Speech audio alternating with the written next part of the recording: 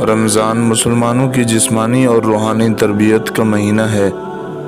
اس مبارک اور مقدس مہینے کا ایک اہم تربیتی پہلو یہ ہے کہ انسان اپنے آپ کو حقوق العباد کی ادائیگی کے لیے مخلص کرے اور یہ اخلاص اس کے دل میں موجود ہو۔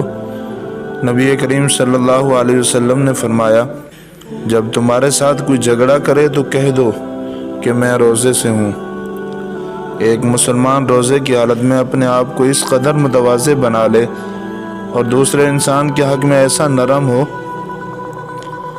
اور حدیث مبارکہ میں یہ ذکر نہیں ہے کہ کوئی مسلمان گالی دے، بلکہ فرمایا اگر اس کو کوئی بھی گالی دے تو وہ کہے میں روزے دار ہوں۔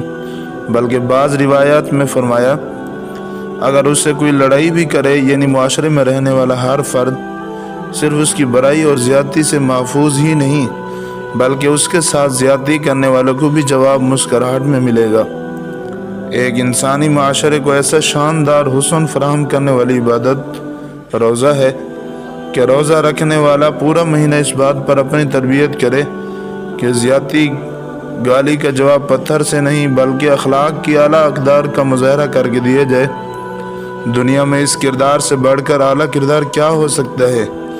لیکن افسوس کہ زندگی کے کئی رمضان گزارنے کے باوجود ہم اس کردار سے عاری اور ہمارا معاشرہ ان اقدار سے محروم نظر آتا ہے۔